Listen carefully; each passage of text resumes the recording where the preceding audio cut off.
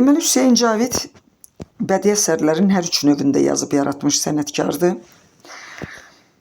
Lirik əsərləri onun şeirləridir. İlk şeiri Növhə İrşad qəzetində çap olunmuşdu.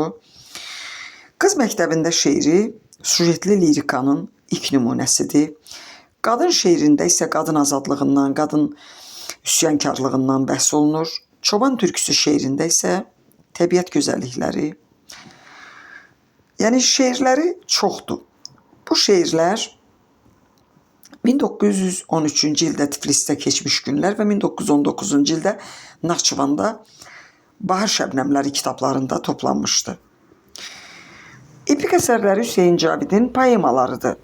Lakin poemalardan, digər poemalardan fərqli olaraq Cavidin poemaları romantik fəlsəfi düşüncələri əks etdirən kiçik, həcmli poemalardır. Düzdür, epik lövhələr var. Cavidin poemalarında epik lövhələrdən istifadə edilmişdir. Lakin biz həmin poemalara epik poemalar deyə bilmərik. Bir Ahi Məzlumanə poeması zahirən lirik şeir təsiri bağışlasa da, romantik fəlsəfi poema sayılır. Füyuzat jurnalında 1906-cı ildə çap edilibdir. Hübüt-i Adəm poeması isə Adəm Peyğəmbərlə Həvvanın cənnətdən cəhənnəmə qovulması mövzusundadır. Deməli, Hüseyn Cavidin Bir Ahi Məzlumanə, Füyuzat, İşdə bir divanədən xatirə qeyd olunmayıb burada və Azər poemaları. Azər poeması 1929-cu ildə Hüseyn Cavid Almaniyaya gözünü müalicə elətdirmək üçün gedəndə orada yazdığı bir poemadır. Poemada Qərblə Şərqin qovşağında yaşayan Azərbaycanın düşdüyü çətin ictimai-siyasi vəziyyətdən danışılır. Bir növ Cavid burada özünü əks etdiribdir. Ona görə də biz bu poemaya avtobiografik poema deyirik. Dramatik əsərləri. Dramatik əsərləri yaradıcılığının əsasını təşkil edir. Düzdür, lirik əsərləri də çoxdur, şeirləri də çoxdur. Amma dramatik əsərləri, dramaturgiya Cavid yaradıcılığında mühüm yer tutur. Cavid dramatik əsərlərini yazıb öz sağlığında onları tamaşaya qoyubdur. Və böyük bir aktyor, rejissor nəslinin yetişməsində bu əsərlərin mühüm rolu olub. Hətta Azərbaycan teatrında Cavid Teatrı adlı bir məktəb də yaranıbdır, anlayış da yaranıb. Dramatik əsərlərindən ilk piyesi Ana 1910-cu ildə yazılan bu əsər Mənzum faciənin Azərbaycan ədəbiyyatında Mənzum faciənin ilk nümunəsidir. Mövzusu Dağıstan həyatından götürülübdür.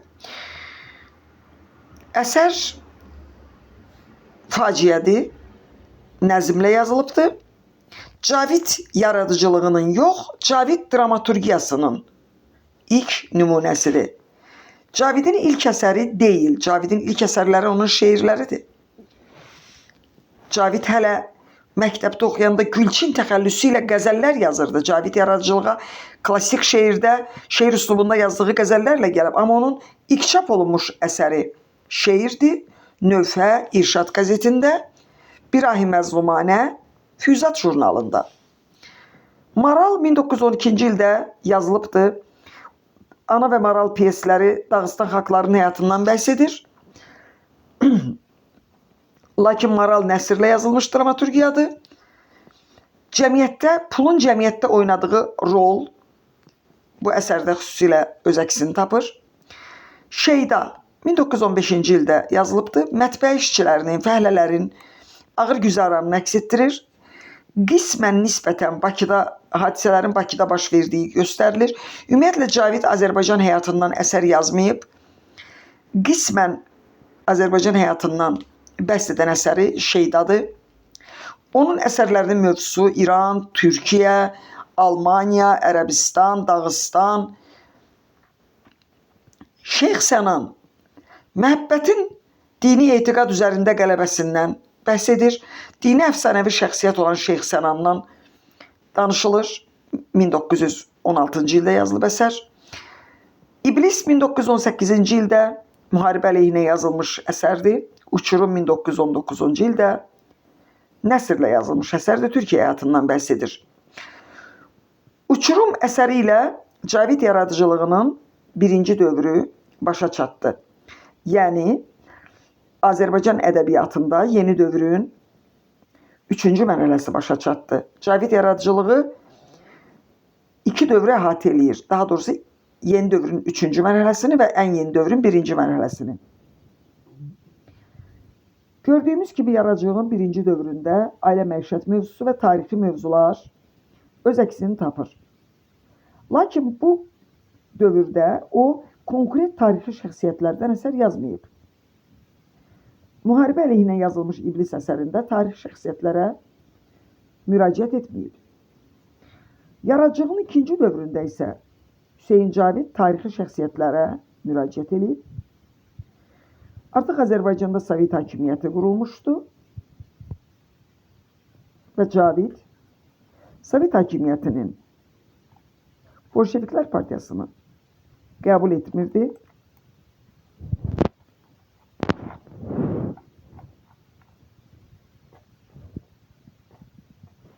Davam edək.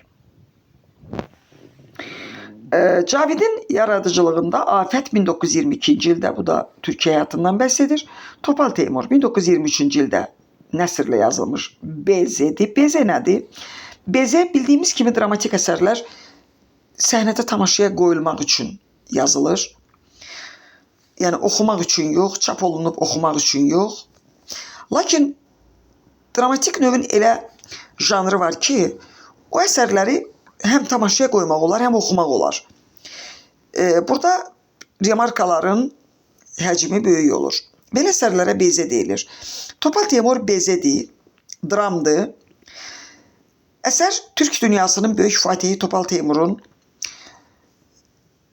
İldırım Bəyazitlə döyüşündən gedir və əsərdə Topal Teymur ədalətli Türk dövləti qurmaq iqtidarında olan bir şəxsiyyət kimi təsvir olunur. Ona görə də Sovet dövründə belə bir mövzuya müraciət etmək Cavid üçün böyük bir təhlükə yaradır. Ardınca da Peyğəmbər əsəri 1925-ci ildə nəsrlə yazılıb, o da bezedir. Bu hər iki əsər Cavidin həyatında böyük dönüş nöqtəsinə çevrilir. Belə ki, artıq bu əsərlərdən sonra Cavid təqib olunmağa başlayır. Dəfələrlə dövlət idarələrinə çağırılır. Onun haqqında Yazıçılar İttifaqında ona etiraz əlaməti olaraq yığıncaqlar keçirilir. Hətta onu Yazıçılar İttifaqından üzvlüyündən çıxarırlar. Çünki Sovet dövründə tarixi şəxsiyyətlərə müraciət etmək, dini şəxsiyyətlərə müraciət etmək bir qadağaydı. Sosialist realizm metodunun tələblərinə zidd idi. Türkçülüyü və İslamçılığı təbliğ etmək baxımından Hüseyn Cavid ədəbiyyatda yazıcı qarşısında qoyulan tələbləri pozmuş hesab edilirdi və onu burjua yazıçısı, kosmopolit, əks-inqilabçı adlandırırdılar. Daha doğrusu xalq düşməni adlandırırdılar. Bildiyimiz kimi romantizm ədəbi cəryanı burjua mətbuatı idi. Romantizm ədəbi cəryanının tribunası olan Füyuzat burjua mətbuatı idi. Ona görə də bu ədəbiyyatda, bu ədəbi cəryanda türkçülük, İslamçılıq daha çox təbliğ olunurdu, Avropalaşma daha çox təbliğ olunurdu. Cavid Sovet dövründə yaşamağına baxmayaraq o ənənəni həm də hər zaman saxlayırdı. Knyaz əsəri 1929-cu ildə Almaniyada olarkən yazıb. Burada da mövzusu Almaniya həyatından götürülübdür. Saf məhəbbətin tərənnümünə əsir olunur. Bildiyimiz kimi Cavid 1929-cu ildə 26-29-cu illərdə 3 il Almaniyada yaşayır. Yəni, fikir verin, 25-ci ildə ona qarşı üsyanlar baş qaldırandan sonra 26-cı ildə o Almaniyaya gedir və 26-29-cu illərdə Azər poemasını yazır. 29-cu ildə isə Knyaz əsərini yazır. Almaniyada onun yaşamaqda məqsədi digər mühacirlər kimi bir daha Azərbaycana qayıtmamaq idi. Yəni, Məmməd Əmin Rəsulzadə artıq Almaniyada yaşayırdı. Müsavatçılar, Xalq Cümhuriyyəti qurucularının bir qismi mühacirət həyatı yaşayırdı. və repressiya təhlükəsi var idi. Ona görə də Cavid bu repressiyadan qurtulmaq üçün Almaniyaya gedir. Sonra geri qayıdır və yaradıcılığına davam edir. Ona deyirlər, sənə dinməyəcəyik, gəl yaz, yarat. Və 1932-ci ildə Siyavuş əsərini yazır. Yenə də öz ənənəsinə sadiq qalır. İran-Türkiyə münasibətlərinə, İran-Türkiyə mövzusuna müraciət eləyir. Siyavuş əsəri Əbülqasim Firdovsinin Şahnamə epopeyası əsasında yazılıbdır. Azərbaycanın İran və Türkiyə arasında qaldığını burada əslində bildirmək istəyirdi. Faciədir, nəzmlə yazılan faciədir əsər. Ardınca 1935-ci ildə Xəyyam əsəri, bəli, qırmızı terrorun və tiranlığın tənqidinə həsr olunubdur. Əsər dramdır. Yəni, Xəyyam əsərində o demək istəyir ki, şairi öldürmək olmaz. Ömər Xəyyam, Şərqin böyük filosofu və riyaziyyatçısı Ömər Xəyyam, deməli, sarayda yaşayır, amma hökümdarın qəzəbinə tuş gəlmir. Bu da əlbəttə ki, bir arzu idi, xəyal idi. Bildiyimiz kimi romantik ədəbiyyat mövzu burada xəyalda yaradılır. Realizmlə, real həyat hadisələri ilə o qədər də əlaqəsi yoxdur. Hüseyn Cavid yaradıcılığının ikinci dövrünün son əsəri isə İblisin İntiqamı 1936-cı ildə. O da eyni ilə müharibə mövzusunda yazılan əsərdir. İblisin sanki davamıdır. Deməli, Hüseyn Cavidin dramatik əsərləri həm nəzmlə yazılır, həm nəsrlə yazılır. Həm dramdır, həm faciədir. Hüseyn Cavid əlbəttə komediya yazmayıb. O dövrdə komediya heç kəs yazmırdı. Çünki Birinci Dünya Müharibəsi, İkinci Dünya Müharibəsi dövründə yaşayan sənətkarlar əlbəttə ki, komediya yazmırdılar. Sadəcə nəyi bilmək lazımdır? Bilmək lazımdır ki, hansı əsərləri nəsrlə yazılıb, hansı əsərləri nəzmlə yazılıb. Maral, Uçurum, Topal Teymur, Peyğəmbər əsərləri nəsrlə yazılır. Deməli, Cavidin yaradıcılığında mənzum dramaturgiya daha çoxdur. Şeirlə yazılan dramaturgiya daha çoxdur. Onu da qeyd edim ki, Cavid yaradıcılığında onun mənzum piyesləri, istər faciələri, istər dramları, bilirsiniz ki, faciə, dram bir-birindən nə ilə fərqlənir? Əruz vəznində yazılıb. Bunu mütləq bilmək lazımdır. Cavid həm əruz, həm heca vəznində şeirlər yazıb. Yəni, şeirlər yazıb. Cavidin lirik əsərləri həm əruz və həm heca vəznində yazılıb. Epik əsərləri olan poemalar əruz vəznində yazılıb.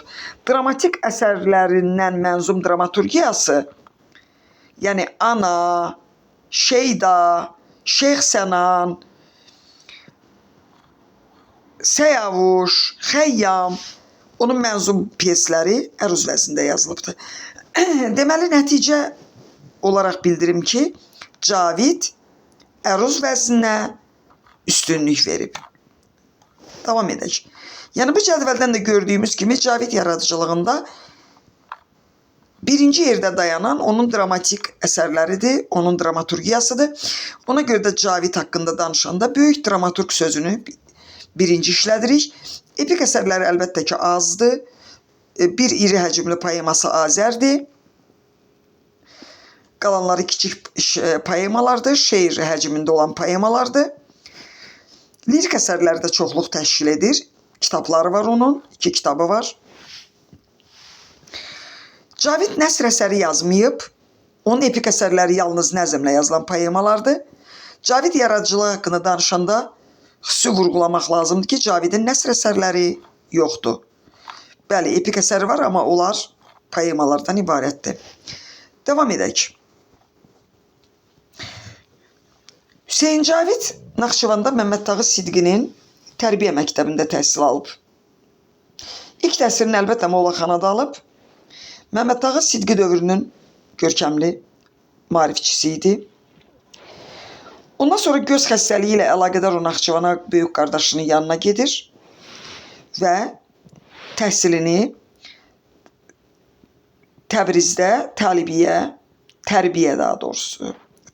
məktəbində davam etdirir. Burada qeyd olunmayıb. Sonra 1918-19-cu illərdə isə Cavid Naxçıvanda yaşayır. Orada ailə həyatı qurur.